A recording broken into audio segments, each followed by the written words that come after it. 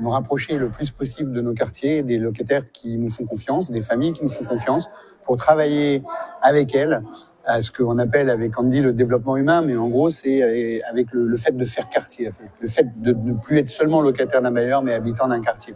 Et donc de mettre en place des infrastructures qui permettent de regrouper un ensemble de services, de conseils, d'accompagnement, d'activités qui viennent contribuer à la vie de quartier de manière positive dans une logique de création de liens et de vivre ensemble. Il faut quand même qu'on fasse un diagnostic pour savoir qui c'est qui a besoin, qui c'est qui n'a pas besoin, quelle action on va mettre en place et tout ça.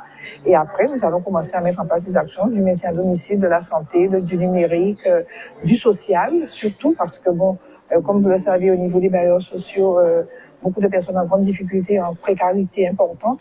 Donc, il nous appartiendra d'être un peu plus auprès de cette personne avec le bailleur pour pouvoir mieux coordonner l'accompagnement que nous devrions mettre en place. Un local qui un peu comme une maison des jeunes ou de la culture ou un peu comme un espace de vie sociale, mais où on regroupera des acteurs très différents de ce qu'il y a aujourd'hui dans ces structures-là. C'est-à-dire il y aura France Travail, il y aura des entreprises, notamment des entreprises facturières qui ont des problèmes d'impayés dans les quartiers pour pouvoir recréer du lien avec les habitants, des associations.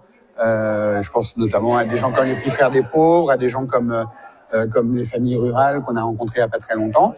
Voilà, des missions locales. L'idée, c'est vraiment de regrouper tous ces acteurs qui sont au service des habitants au même endroit, pas forcément tous en même temps, mais qu'ils aient un espace où ils puissent organiser des choses à destination des habitants.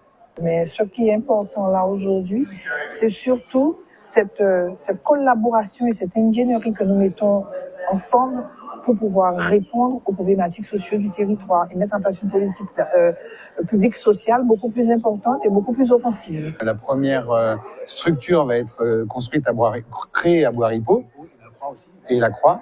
Et puis l'idée, c'est d'en avoir une dizaine dans les 2 ans qui viennent. Et puis d'étendre le réseau en fonction des besoins, non seulement des quartiers, mais des collectivités, des attentes des différents acteurs. L'idée, c'est vraiment d'être dans un processus collectif. C'est pas nous qui avons une bonne idée et qui l'exploitons. On a une idée, on la soumet à notre écosystème, on voit comment il réagit, comment le modèle doit s'adapter pour correspondre aux besoins de tel ou tel quartier, et on y va ensemble.